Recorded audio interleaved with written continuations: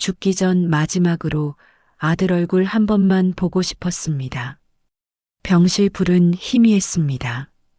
형광등 하나가 주기적으로 깜빡이며 낮게 윙윙거렸습니다.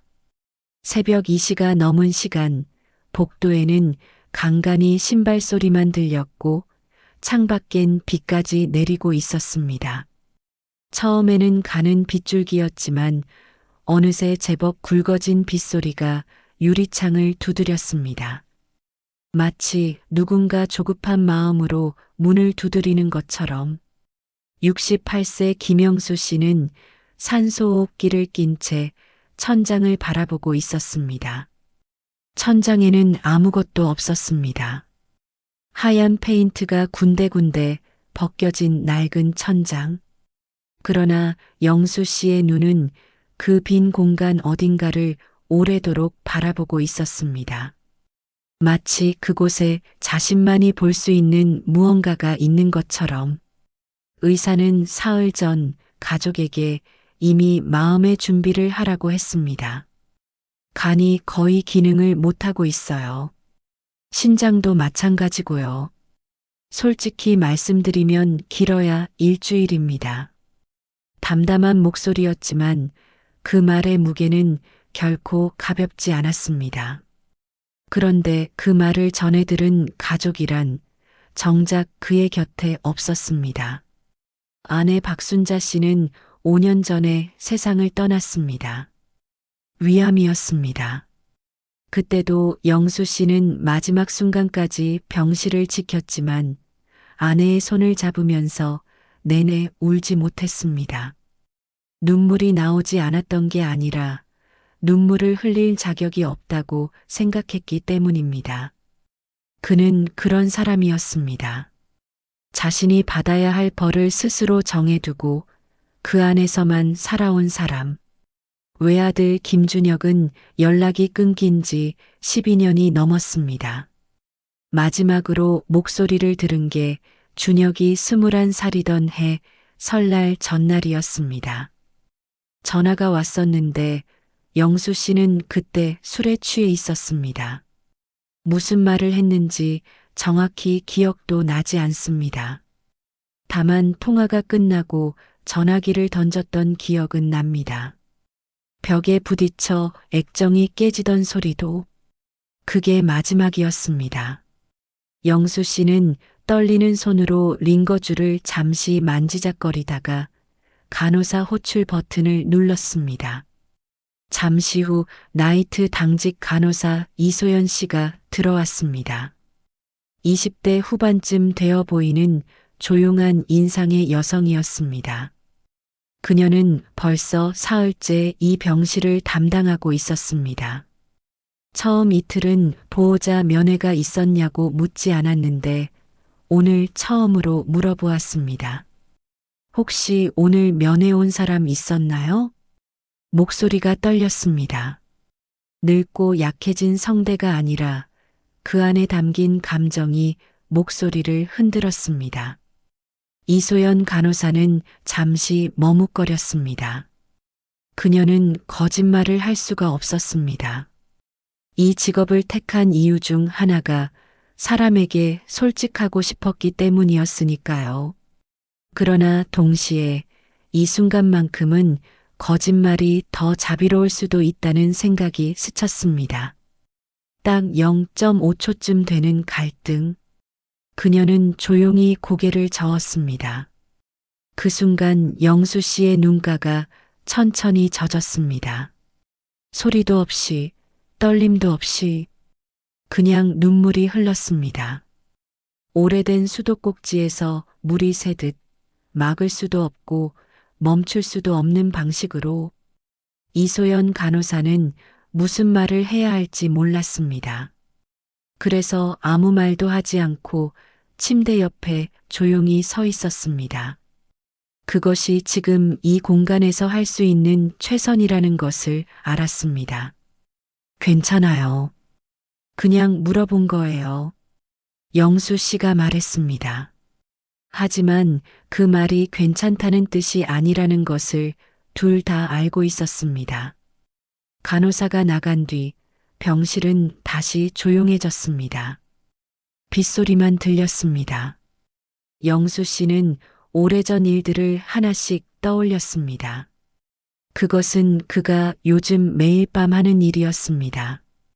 잠이 오지 않는 긴 새벽마다 그는 기억의 서랍을 하나씩 꺼내 들여다봤습니다. 대부분의 서랍 안에는 후회가 들어 있었습니다. 젊은 시절 그는 사업에 미쳐 있었습니다. 처음에는 작은 철물점이었는데 운이 좋아 건설자재 납품으로 꽤 크게 성장했습니다. 80년대 말 90년대 초 나라 전체가 공사판이던 시절이었습니다. 돈이 들어왔고 함께 술을 마시는 사람들이 늘었고 새벽에 집에 들어오는 날이 많아졌습니다. 아내 순자가 뭐라고 하면 사업이 이런 거야. 당신은 몰라라고 했습니다. 아들 준혁이 울면 왜 우냐? 산에 가라고 했습니다. IMF가 터지던 해 사업은 한 번에 무너졌습니다. 보증을 잘못 서준 탓도 있었고 무리한 확장의 탓도 있었습니다. 집이 날아갔고 차가 없어졌습니다. 그때 준혁은 중학교 2학년이었습니다. 그 무렵부터 영수 씨는 술이 늘었습니다. 사업할 때는 일 때문에 마셨다면 망하고 나서는 잊으려고 마셨습니다. 종류만 달랐지 양은 오히려 더 많아졌습니다. 준혁이 중학교 3학년이던 어느 저녁이었습니다. 영수 씨가 저녁도 먹지 않은 채 소파에 누워 텔레비전을 보고 있었을 때 준혁이 가방을 들고 들어왔습니다. 학원이 끝나고 오는 길이었습니다. 아이는 현관에 서서 잠시 아버지를 바라보다가 아주 조용한 목소리로 말했습니다. 아빠는 집보다 술집이 더 좋냐? 그건 질문이 아니었습니다. 체념이었습니다.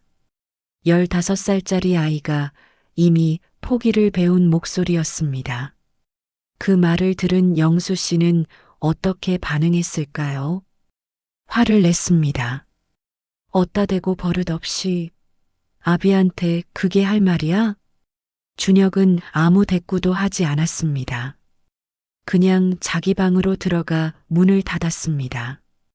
쾅 소리도 내지 않고 그 조용한 문 닫힘이 오히려 더 무거웠습니다.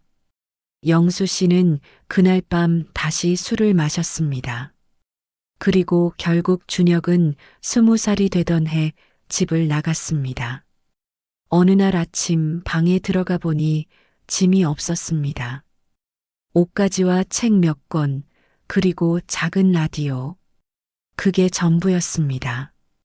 쪽지 한 장 없었습니다. 그날 이후 단 한 번도 돌아오지 않았습니다.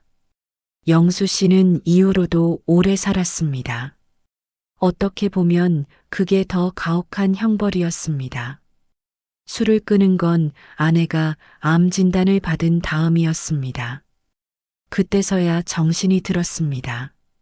너무 늦었지만 그래도 남은 시간 동안 아내 곁을 지켰습니다.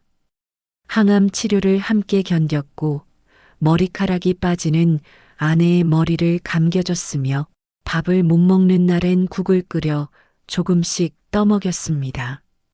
아내가 가장 마지막으로 한 말은 이것이었습니다. 준혁이 꼭 찾아봐요. 영수 씨는 고개를 끄덕였습니다. 하지만 그것이 쉬운 일이 아니었습니다. 준혁이 어디 있는지 알 수가 없었습니다. 수소문도 해봤고 옛날 친구들에게도 물어봤습니다. 아무도 몰랐습니다. 혹은 알아도 말해주지 않았습니다. 한 번은 탐정사무소에 의뢰한 적도 있었습니다. 석 달 뒤 경기도 어딘가에 살고 있다는 주소를 받았습니다. 편지를 썼습니다. 10번쯤 고쳐 썼습니다. 아들아로 시작하는 편지를 그 편지가 닿았는지 알 수 없었습니다. 답장은 오지 않았습니다. 그래도 영수 씨는 매년 설날과 추석에 편지를 보냈습니다. 준혁이 받든 받지 않든 읽든 읽지 않든 그냥 보냈습니다.